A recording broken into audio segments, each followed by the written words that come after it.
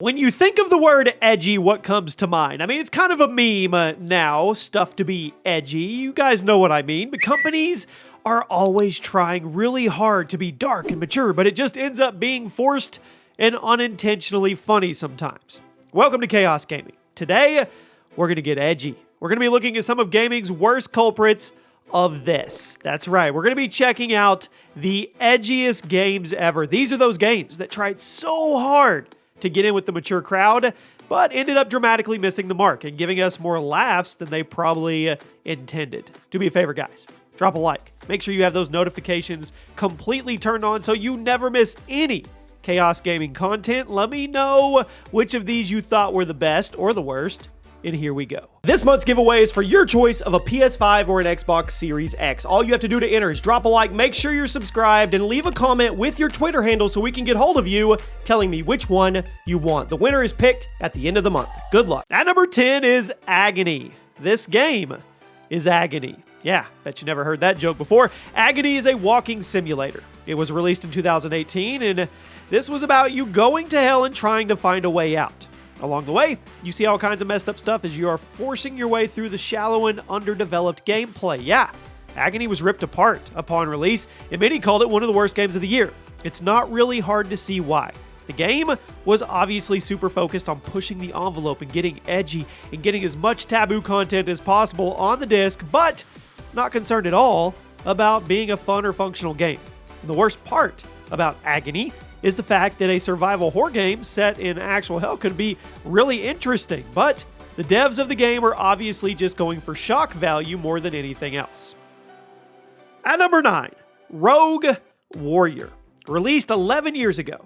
It should have been amazing, but it unfortunately ended up being kind of a laughingstock. It was developed by Rebellion, and it was a first-person shooter based on the real-life Navy SEAL Richard Marcinko as he went on secret missions in North Korea to disrupt missile launches. However, publisher Bethesda, was frequently stepping into the development process to change the course and push deadlines. So in the end, Rogue Warrior ended up being this incredibly bad game with some of the most profanity-ridden dialogue I've ever seen in a video game. And I've seen a lot of games, people. It seems like the devs wanted to make up for their crappy story and their lack of drama with a whole bunch of overdramatic dialogue and one-liners that just made it feel silly. It has since fallen into the category of so bad, it's good. But the edge, it was just too much to leave off the list. At number 8, Duke Nukem Forever. Speaking of profane FPS games, it was trying so hard to recapture the glory days. Now, to be fair, Duke Nukem was always a bit of an edgy character, but it helped that he was written by people who actually cared and had a good sense of humor. DNF, well, on the other hand, it was written by people who thought being offensive was the same as being funny. Newsflash, it's not. Duke Nukem Forever is full of all kinds of tasteless stuff, bad stuff, painfully forced stuff, especially when they're put next to horrible gameplay and level design. So perhaps the most infamous part of the game was a level called The Hive. And if you want an example of what I mean when I say this game was tasteless, well, look up that section on YouTube. I don't mean to sound like the joke police or anything here, but I think we all know how annoying it is when a game just throws offensive stuff at you and calls it comedy. At number 7, Devil May Cry. Now, the DMC series is known for its lighthearted tone and its commitment to sheer fun. But in early 2013, there was a reboot called Devil May Cry, whatever you want to call it, the reboot, DMC, Devil May Cry, which is still one of the worst video game titles I've ever heard of, honestly. The game itself, it was okay. It was good. Most people remember it for its extremely try-hard tone and its horrible design of Dante, the series protagonist. In previous games, Dante was this cocky demon hunter with a ton of style and swagger. Yep, I said the word swagger. However, new Dante was a whiny teenager who looked like he belonged in a Hot Topic. He did. The gameplay, it was solid. Level design was good, but the artistic choices in the game were way off. And this version of Dante is widely hated by the entire DMC fanbase. Next up, we have Prince of Persia, Warrior Within.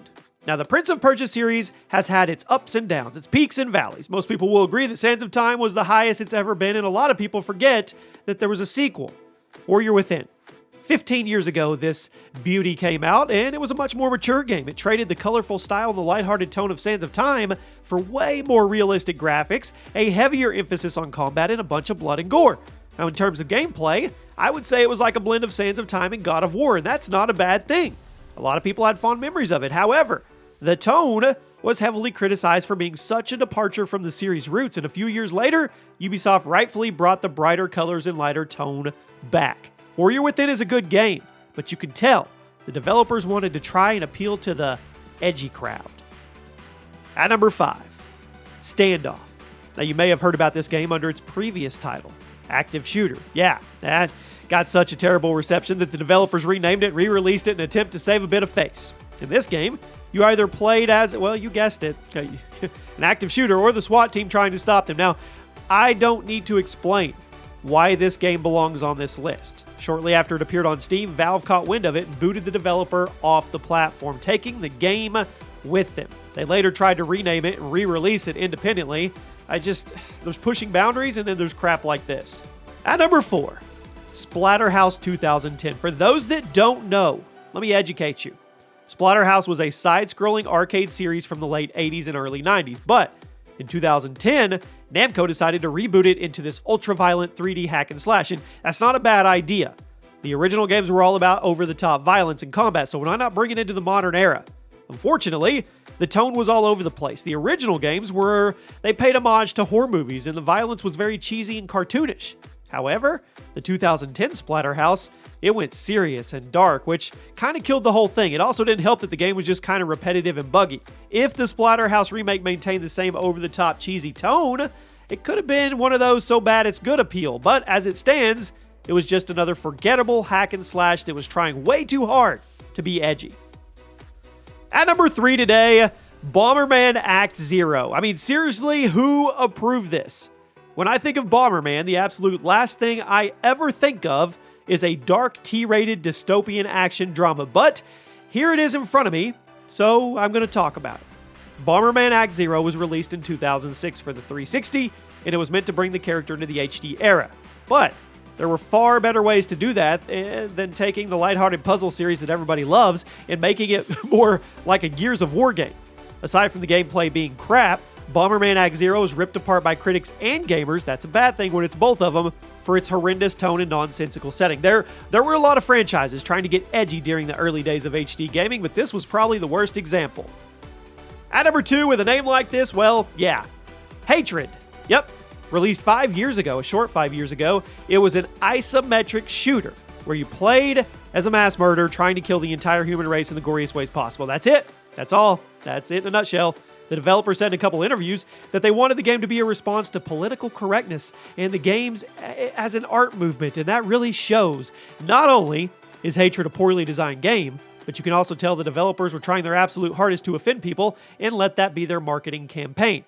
Now, maybe not the worst idea from a publisher standpoint. I don't know. Make a super offensive game, let people get mad, and use that as free marketing, right? No publicity is bad, right? However, the game itself, it was terrible, and it ultimately ended up being another example of a try-hard, edgy game that accomplished nothing of substance at all. I mean, who would have thought? And at number 1 today, Shadow the Hedgehog, the ultimate edgy game. It was created as a result of Sega wanting to expand the Sonic brand and appeal to more Western audiences, which somehow meant making it a third-person shooter.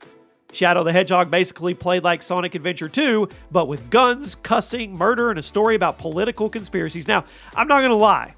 From a technical aspect, it's a pretty impressive game. It's smooth, there's 10 different endings, there's even a hidden 11th ending for those who managed to get all the others, although I'm not sure who made it through that. Shadow the Hedgehog has become a meme in the gaming world, and its negative reception prompted Sega to change course and try to revive the brand with Sonic 06, although I'm sure we all know how that actually went. There you have it, my friends. Those are some of the edgiest games in gaming history, or games that attempted to be edgy. Let me know how many times I said edgy in this video. I'll see you soon.